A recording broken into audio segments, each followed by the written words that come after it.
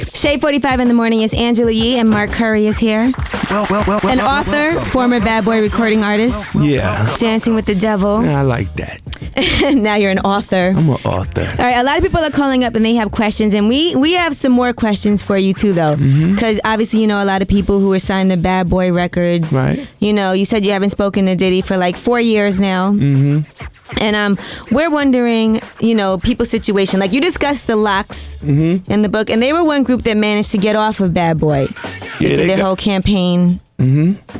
They got off, you know, they still in a few deals here and there, though. I mean, they got off as far as being signed to Bad Boy, but as far as another man still may be owning anything that they earn, oh yeah, somebody else is still getting money with them.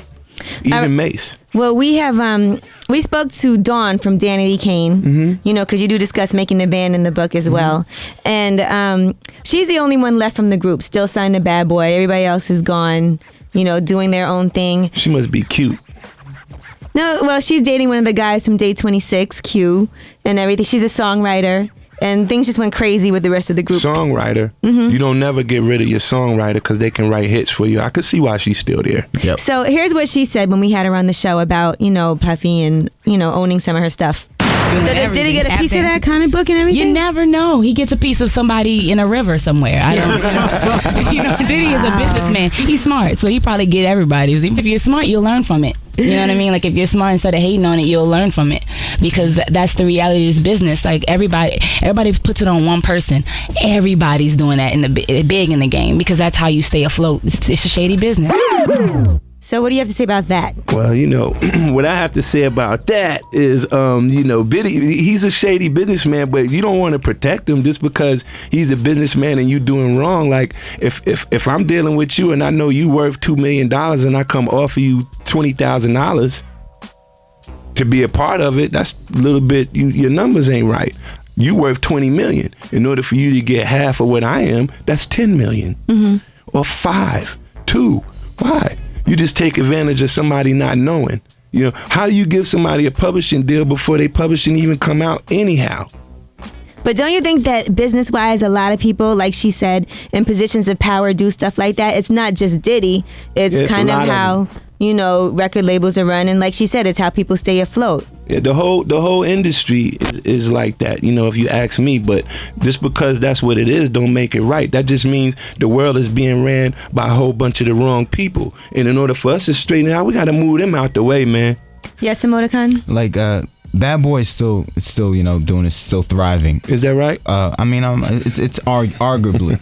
What would you say to the Dawns and some of the other artists that are still on the Bad Boy roster right now? Like, if they were listening, like, because they're gonna say he's a businessman and I have to approach him as such, and maybe you didn't. So what would you tell them? I'm gonna tell you like this: when you're dealing with a man who got a lot of power, you know, and a lot of money, first, I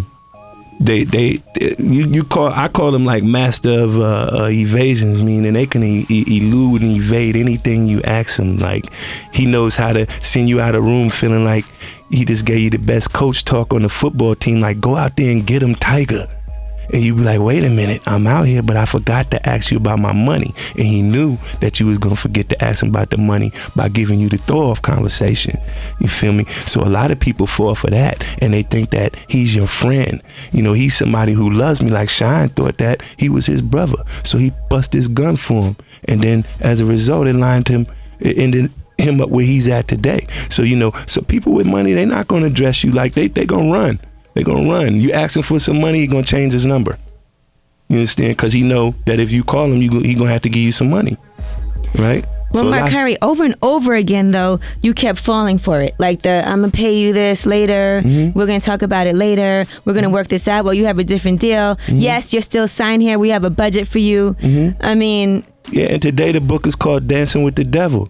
And all of that information, all of those lies and all that is in the book. I said, I'm not going to let you just do this, man. I'm jotting down everything you say to me, man. Cha-cha now, y'all. What would you have done differently, you think, like after you signed and everything? You know, what could you have done to change the whole situation? Or would you not have done anything? Nah, I can't say I would have done anything differently because I'm kind of happy with everything I'm doing today. You know, like I wrote a book, and, you know, and they say any man who wrong a child of God, it's going to come back to him in 10 folds. So, you know, I'm not even expecting the tenfolds to come back, but I know that I did something greater by writing this book than by doing any song I could have done.